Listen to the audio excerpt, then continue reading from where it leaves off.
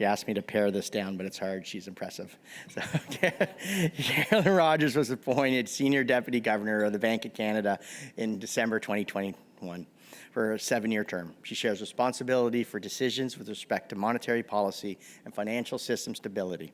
She's also a member of the bank's board of directors.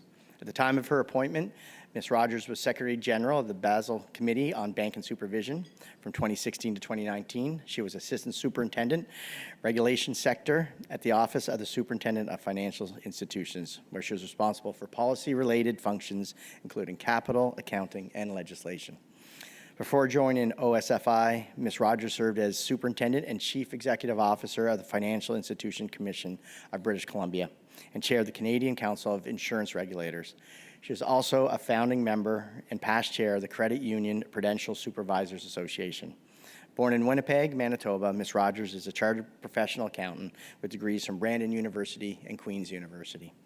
I'm delighted to welcome Ms. Rogers back to Halifax, where she's had a bit of time to talk with community and business leaders about their successes and challenges and what's on our minds in this region. I know we're all keen to hear from her, and I'm sure she's looking forward to hearing from you as we open the floor to your questions following her remarks. Please welcome the Bank of Canada Senior Deputy Governor Carolyn Rogers.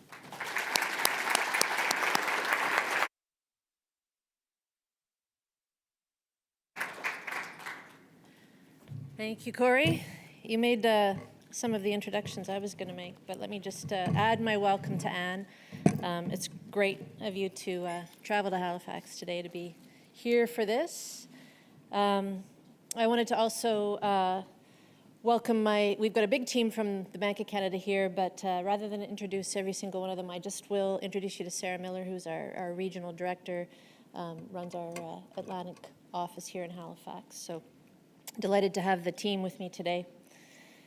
It's been a while since I've been in Halifax, and about 8 years, and I think I was telling someone the last event I was at in Halifax was at this hotel, and I remember the view, and wow, your city has changed a lot in 8 years. The waterfront particularly is impressive. There's a lot of development, so. And thanks all of you for being here today. I know we're not the hottest ticket in town this week. We arrived Sunday, to a lobby full of people, had us feeling very underdressed. There was a lot of gowns and sequins and glitter, so I'm sure everybody enjoyed the Junos here this week. Halifax is a city that reminds us that Canada is an economy built on trade and immigration, and Halifax is not just a key port, it's also been the landing spot for countless new Canadians. So I'm particularly happy to be speaking to a group like Halifax Partnership, which is dedicated to helping Canadian businesses grow and thrive. We just passed the 4th anniversary of the beginning of the pandemic, if you can believe that. It was 4 difficult years. Beyond its human toll, the pandemic upended economies around the world and sparked the biggest global inflationary episode in decades. That, of course, led central banks, including the Bank of Canada, to raise interest rates sharply so we could get inflation under control. For the past 2 years or so, the bank's governing council has been laser-focused on restoring price stability, and it's pretty much all we've talked about in our public speeches. And we've heard directly from Canadians who have struggled with inflation and with the impacts of its cure, higher interest rates. The good news is that monetary policy is working, and inflation has come a long way down. We're not all the way back to target yet. We've still got some work to do to finish the job. But we've made a lot of progress. And so now is a good time to reflect on how the economy has changed in Canada and around the world, and to think about what those changes mean for our future. When we look ahead, we see a future where inflation is likely to be a bigger threat than it has been in the last few decades. We know that many of the forces that have helped create a benign environment for inflation in the past could fade or even reverse. We know that changing demographics and the economic impacts of climate change will tend to put upward pressure on prices, and persistent global trade tensions are also raising the risk of future inflation. So at the Bank of Canada, we're turning our thoughts and our speeches to this future. And today I want to talk about a topic that's critical to our ability to navigate a future that may be more prone to inflation, and that's productivity. Productivity is a way to inoculate our economy against future inflation. An economy with low productivity can only grow so fast before inflation starts to set in.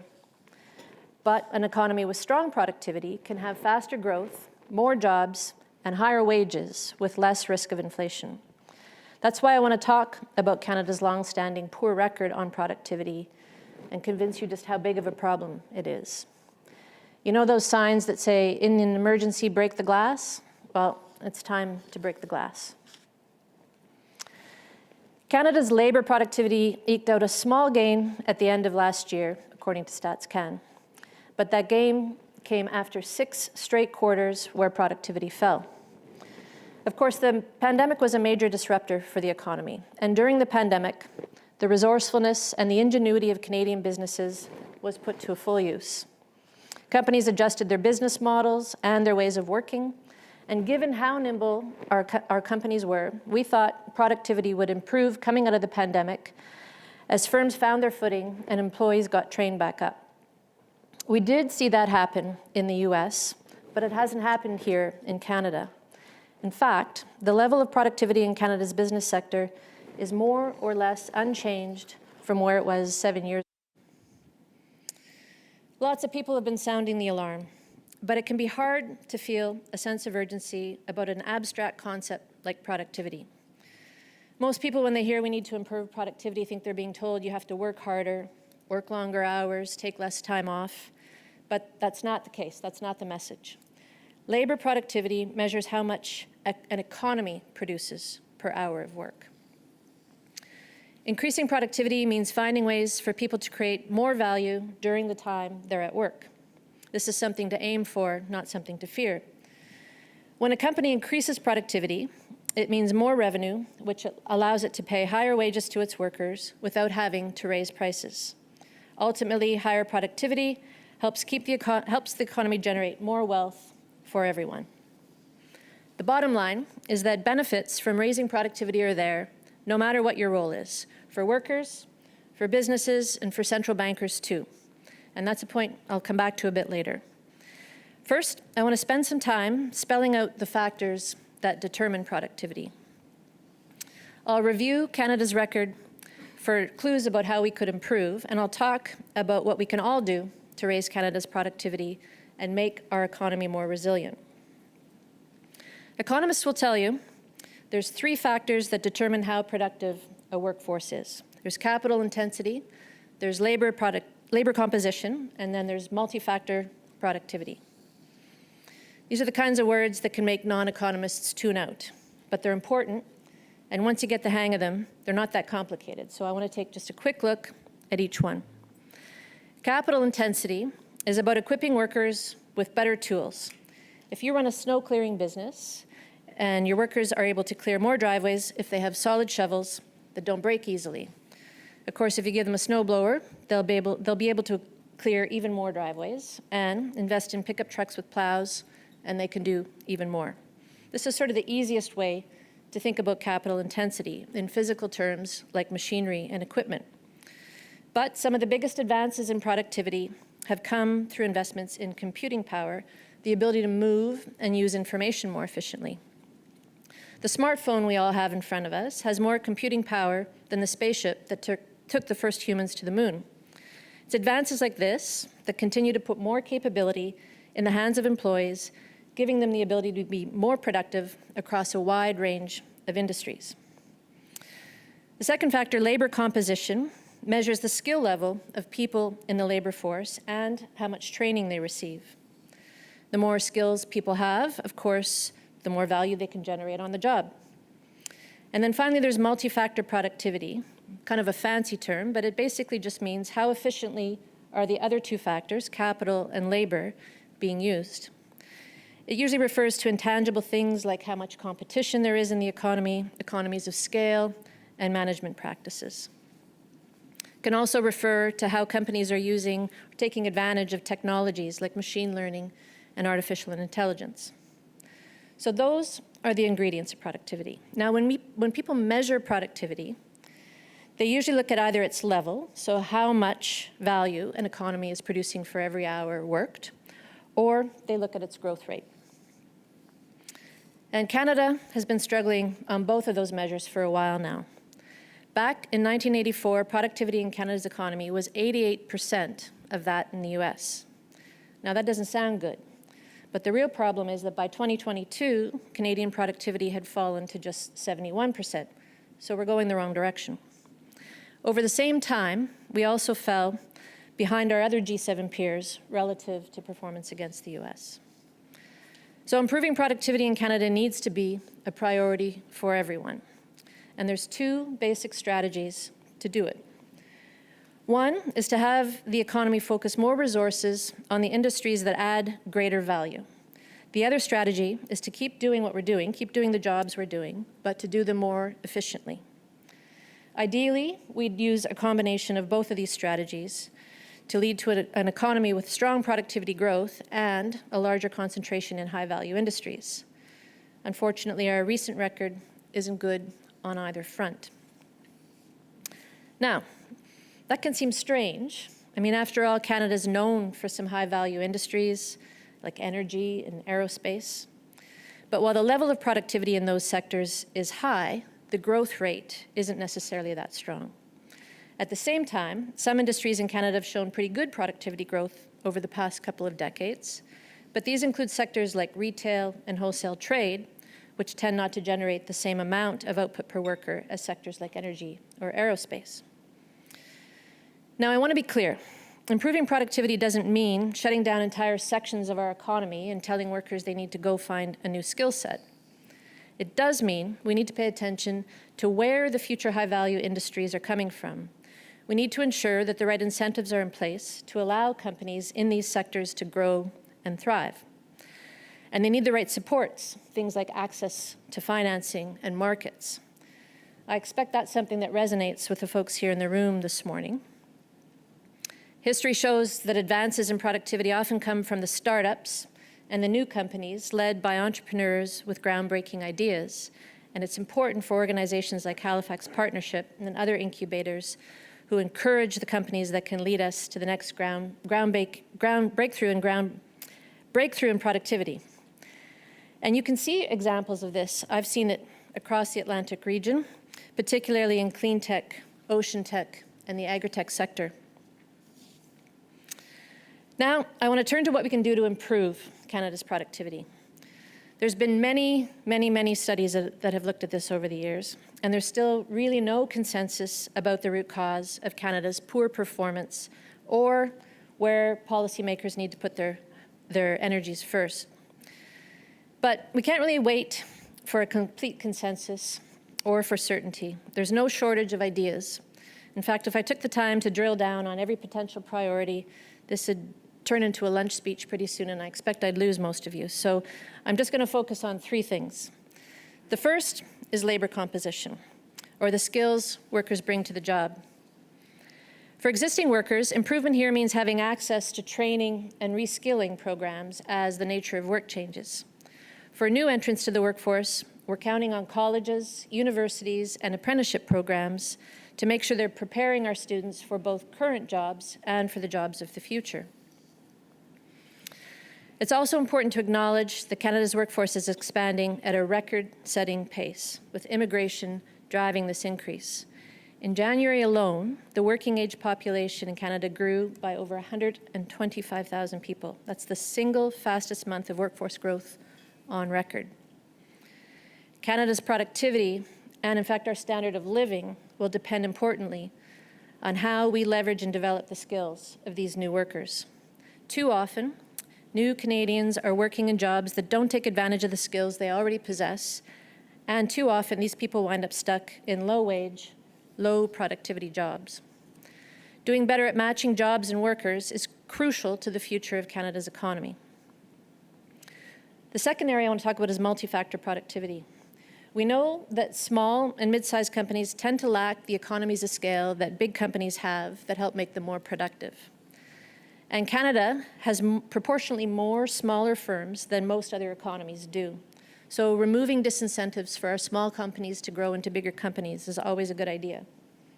But if I had to pick the biggest concern in this area, I'd say it's competition. Simply put, businesses become more productive when they're exposed to more competition. Competition drives companies to innovate and find ways to be more efficient. And in doing so, competition can make an entire economy more productive.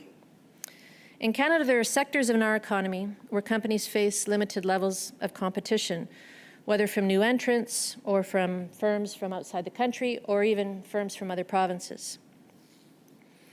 Of course, every country has certain sectors that it champions, and there can be valid reasons to protect local business. But too much protection can lead to problems. It might help to explain Canada's weak record on business investment. And that brings me to the third topic I want to talk about, and that's improving investment. When you compare Canada's recent productivity record with that of other countries, what really sticks out is how much we lag on investment in machinery and equipment, and importantly, on intellectual property. The global economy continues to change rapidly, and in many sectors, it's no longer machinery and equipment that are the key. It's investment in intellectual property. Increasingly, companies need to own or have access to the patents that allow them to compete by adopting productivity-boosting processes. Weak investment has been a problem in Canada for a long time. You can go back 50 years and find a persistent gap between the level of capital spending per worker in Canadian firms and that in their US counterparts. But concerningly, the situation has become worse over the last decade. While US spending continues to increase, Canadian investment levels are lower than they were 10 years ago. Economists and policymakers across the country have worked hard to understand the root cause of why Canadian businesses seem reluctant to invest. At the bank, we're constantly talking to companies, asking them about their challenges and opportunities. Our Business Outlook survey consistently shows that companies say they plan to increase spending on machinery and equipment, but we just haven't seen it show up in the data. Adding to the puzzle is the fact that Canada has many of the advantages that should really lead to higher investment and productivity. We have a well-educated labor force. We have a strong research culture at our universities that drives advances in technology. And we have trade agreements that give us better access to global markets than any country in the world. So, to understand the lack of investment, maybe we need to examine the incentives that companies see. If firms have high profits and high margins and limited competition, it's possible they don't feel the pressure to invest. StatsCan published a report just last month that drew a link between decreasing competition in Canada and declining levels of investment. Another challenge for companies may be the lack of policy uncertainty. In some cases, incentives or regulatory approaches change year to year, and we've heard from companies that are naturally wary of a regulatory approval process that can be both lengthy and unpredictable. And of course, the past few years have been a difficult time to make investment decisions. The pandemic caused a tremendous level of instability and uncertainty. A backdrop of global trade tension is certainly not helping matters. And more recently, of course, we hear from firms that the current interest rate environment is making financing more difficult. But investment levels were also weak in the years before the pandemic, when interest rates were much, much lower than they are now. More generally, in times of upheaval, it's natural for companies, especially established ones, to want to be cautious and build reserves. We get that. We see the risks out there. Yet these same forces and the same risks are also present in other countries. And companies in those countries, our global competitors, continue to invest and widen the gap with Canada, making it increasingly urgent that we turn the situation around. The Bank of Canada has a role here.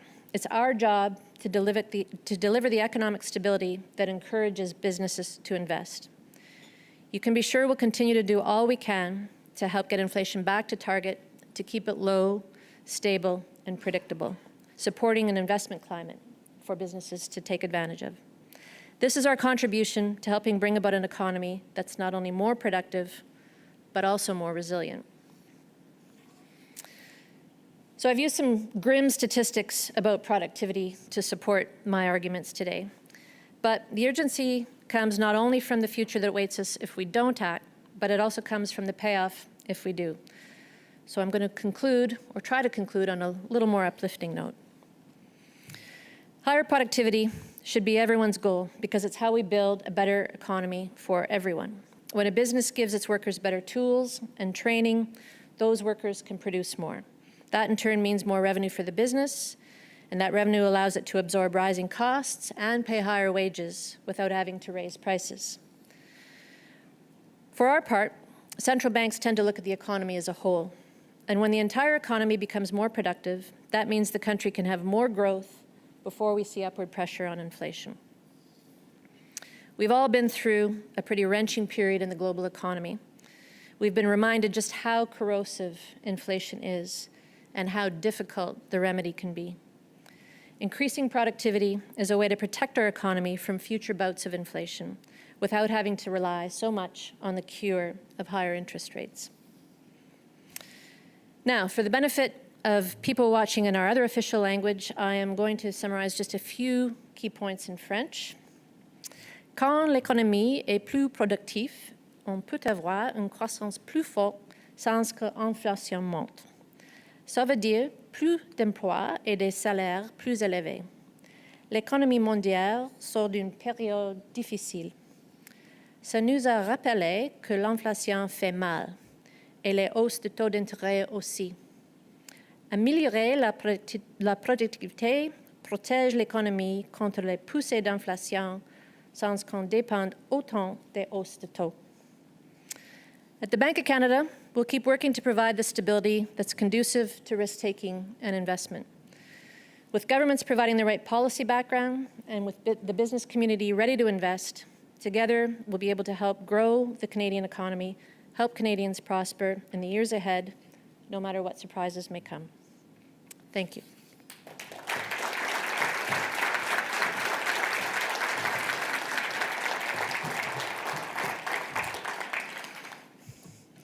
Okay.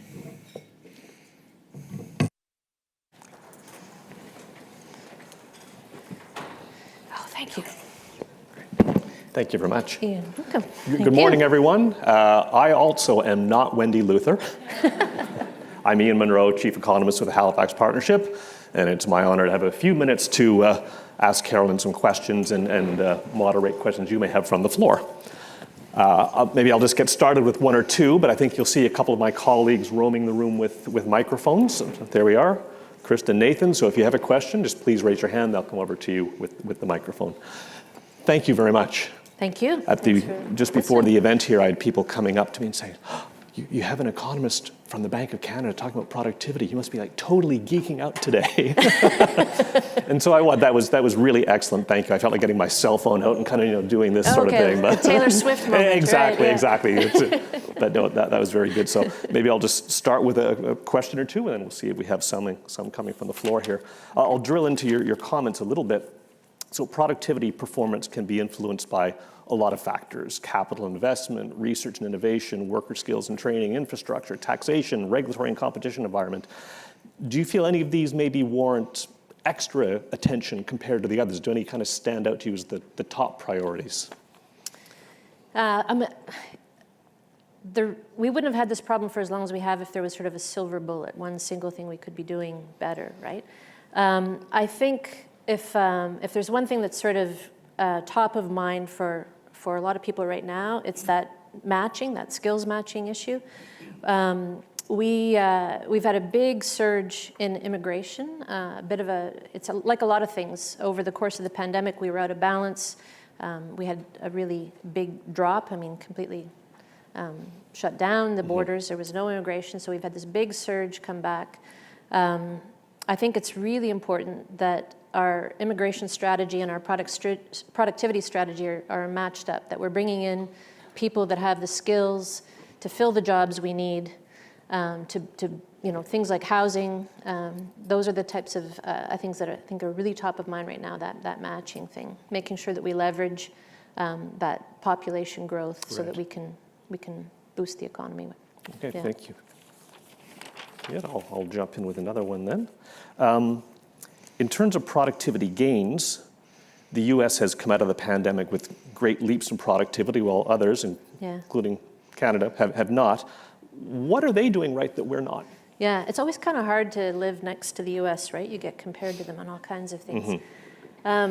Sorry, I feel like I have my back to half the room. But, you know, I have one of my colleagues I have with me who comes out of our global global economy part of the bank, and she made the point yesterday that maybe one way to look at this right now is the U.S. it could be the outlier. I mean, we're seeing outstanding productivity growth in the U.S. Every country's looking enviously at the U.S.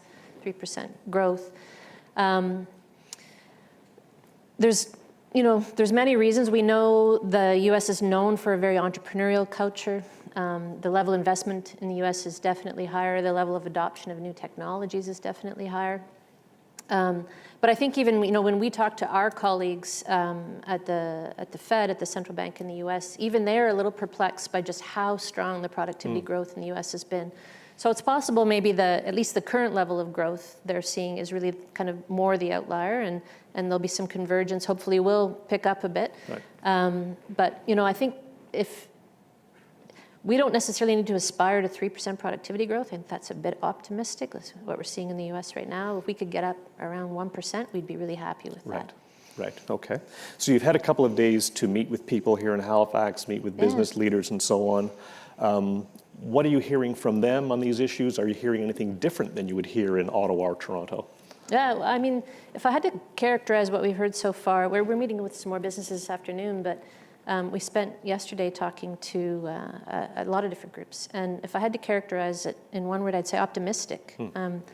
I think the sense in Halifax is things have really turned the corner. They're going in the right direction. One of the things I was really impressed with, I was talking to some people just before we got going this morning, is the housing response. I mean, housing is a big problem across the country. But what I've heard here that's really interesting is a real focus on purpose-built rental.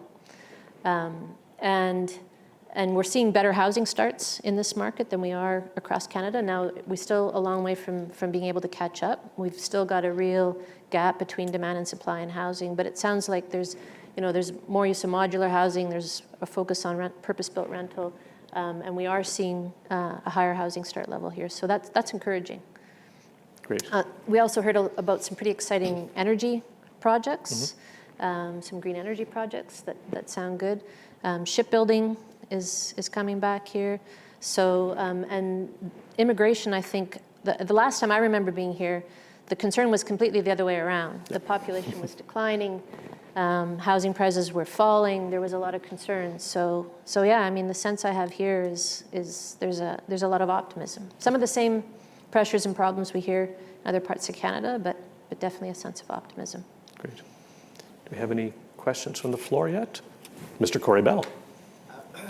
My question would be around AI. Yeah. And, I read an article somewhere that shows that Canadians are behind the curve as far as implementing. I need a mic. Yeah. Okay. Just help the back of the room, sure. I'll start. There we go. Hello? Yep. All right. Okay. Yeah, so my question, I'll start over, is around AI. And I read an article earlier in the week about how we as Canadians do not adopt it as quickly as some other countries out there. Is there a link that you're looking at around utilization of AI and productivity? Because my sense would be as others are adopting AI, productivity goes up.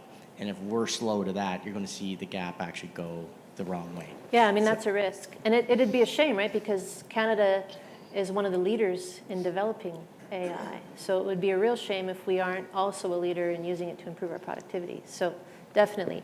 I mean, I think what I would say, Corey, is the jury's still out on exactly what AI will do to productivity, or at least how fast. I mean, we often kind of overestimate the short-term impact and underestimate the long-term impact when it comes to sort of new technologies like this. So I've heard arguments on both sides. I've heard, AI is going to displace all kinds of workers, and we're going to have an employment problem. I've also heard, no, it's going to make the workers we have way more productive. Depends on the industries, the sectors. So I think there's a fair bit of debate right now. It'll have an impact. hopefully, Canada will use some of the amazing technology we've developed in this area. Yeah. Oh, we have a question over here. Hi, Carolyn. It's Becky from the Halifax Chamber. I love your talk. It was great. I took lots of notes. My question is, so you said that Canadian business investment is actually going down over the last 10 years.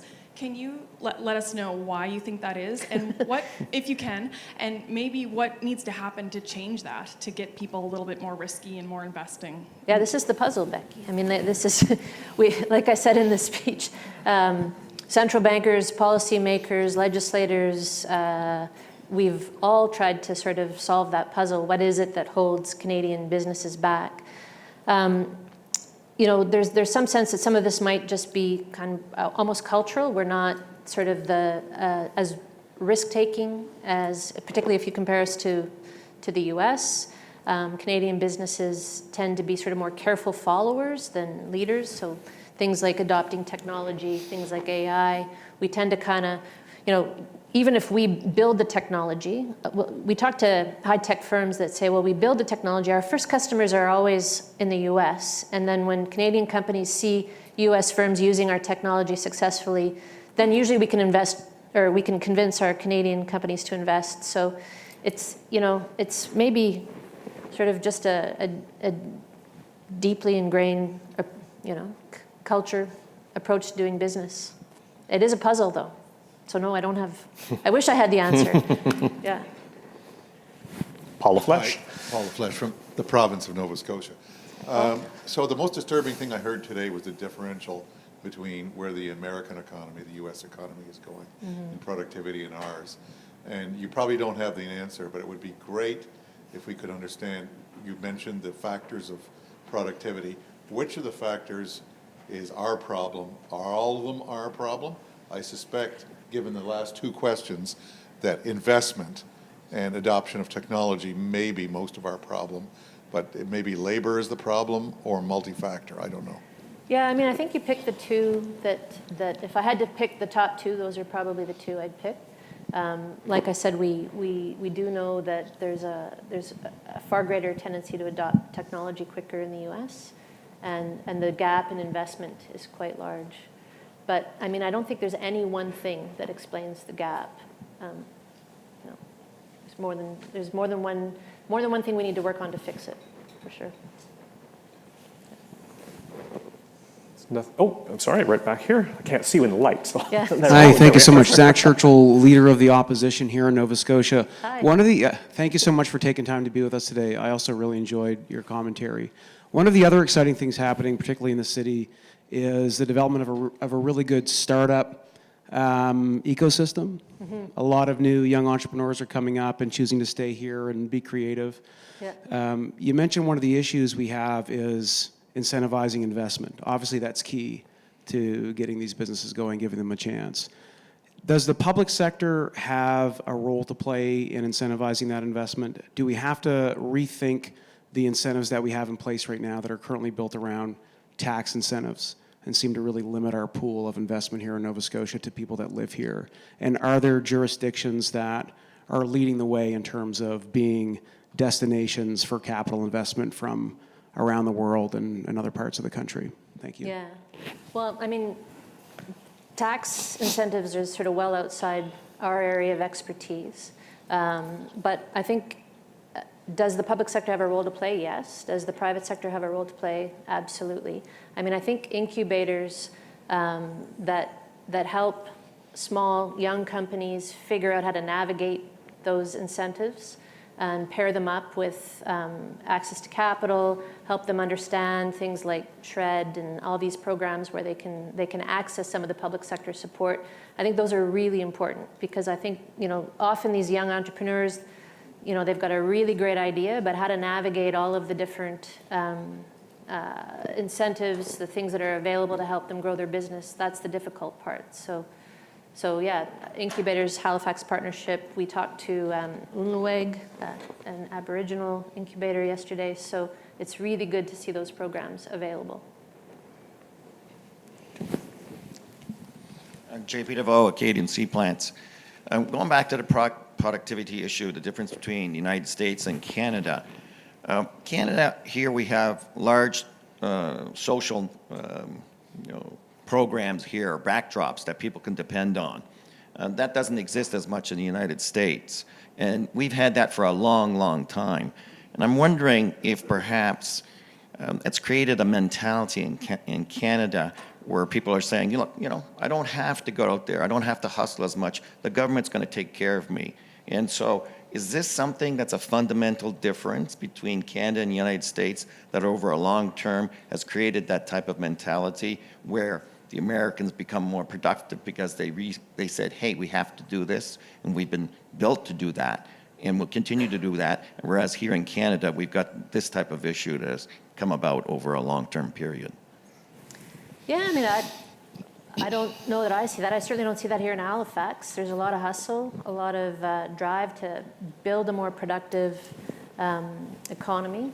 I don't think most people wake up in the morning and figure out how not to be productive. I think most people want to be more productive. Most employees want to be more productive. Most businesses want a more productive environment. So, I mean, I guess that's a theory. It doesn't resonate with me. Good morning. Hi, Councillor Pam Lovelace with Halifax. Pam. Thank you for being here and thank you for your kind words about our amazing city. Okay. So I just have a couple of questions. I'm picking up actually what JP was saying. Certainly there is this belief that, people are waiting to be caught by government with these public programs. Certainly if this was the case, we wouldn't have this much homelessness across the country. My question is kind of linking productivity with efficiency. And with efficiency, obviously, as we see investments with productivity, investments in efficiency, we also have difficulty in accessing capital because of the risk. And so yesterday I had a conversation with the mortgage lender talking about supporting nonprofit organizations to build public housing. First thing they said was how difficult it is for them to support a nonprofit organization to get the housing built to support those people who need access to affordable housing.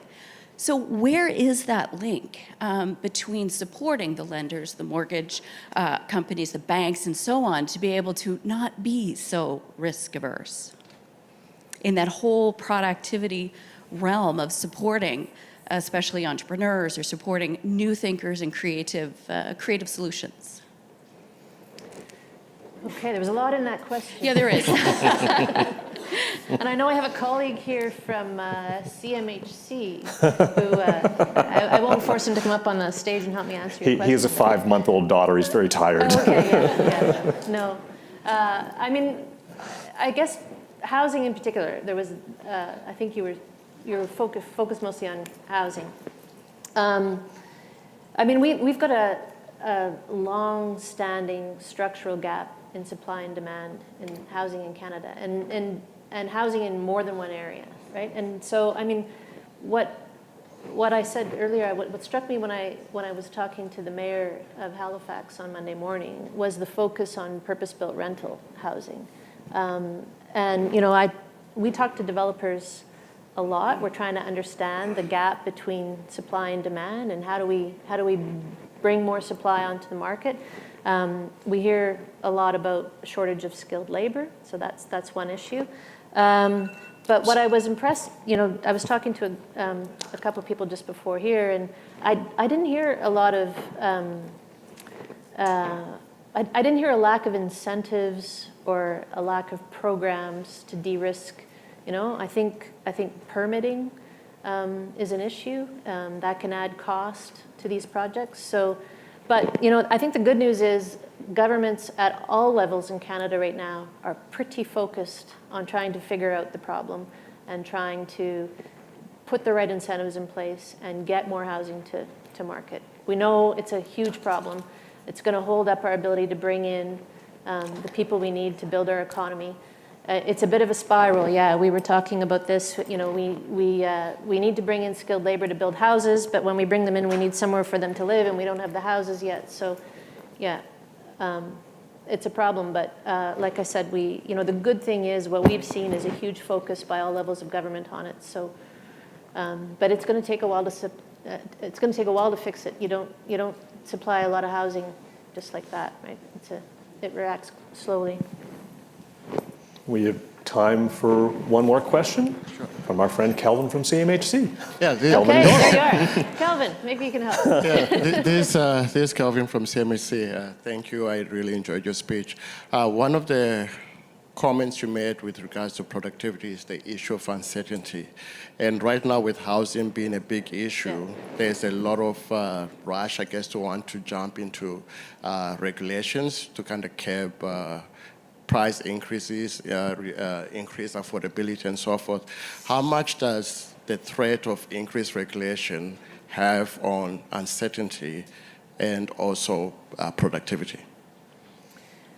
Well, I think you used exactly the right word, is uncertainty, right? I mean, what we hear from most businesses, whether it's housing or energy or really anything, is, look, I can deal with the regulatory environment. I get it, it's part of doing business. What I can't deal with is not knowing what it's going to be a year from now. So I think policy certainty is definitely something people want. I mean, we know right now a big part of the uncertainty people are feeling when it comes to housing, whether you're personally looking for a house or whether you're a developer trying to bring more housing to the market, is interest rates. We get asked all the time, when can we expect that change in interest rates? So we know people are kind of on the sidelines waiting. So, we get that uncertainty is part of the formula. So, yeah. Great. All right. I'd just like to say thank you again, Carolyn, Thank for you. that. Really appreciate you being here. Thanks. I'll just have you could stay. Corey Bell to close us out. Okay. Is mic still out? Yeah, it is. Okay. I love not coming in behind the mayor, so I got to bring the mic down about a foot and a half.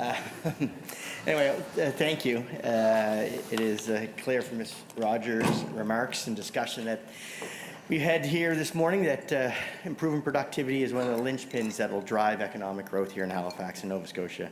And as we noted at the beginning, we're not interested in growth for growth's sake, but to improve the lives of people. Ms. Rogers, thank you for this robust conversation and for choosing Halifax. I'm sure we're all leaving here with food for thought and ideas on what's next for our businesses, our communities, and our country. It was such a pleasure to have you here with us and me personally meeting you today. I want to thank the Halifax Partnership staff for putting this together. They always pull it all together, especially with Wendy having to step away quickly. Everyone pivoted and did well. Thank you to the staff. They always do a great job. I want to thank our investors here in the room. We couldn't do this without you. The Halifax Marriott Harbourfront Hotel, Encore Global for hosting us this morning. ACOA for being the big supporter here today. Bank of Canada for being here. And if you're keen to hear more from our chief economist, Ian, so thanks Ian for being here. I'd invite you to mark your calendars for the morning of June 6th when the Halifax Partnership will release the 2024 Halifax Index presented by TD. It is our annual discussion on Halifax economy and how it compares to other cities across Canada. It's not to be missed, so watch for invitations to come out soon. So with that, thank you all for coming here on a Tuesday morning. I appreciate a lot of familiar faces and glad to see everyone out here for a great conversation. Again, thank you. Thank you. Thanks everyone.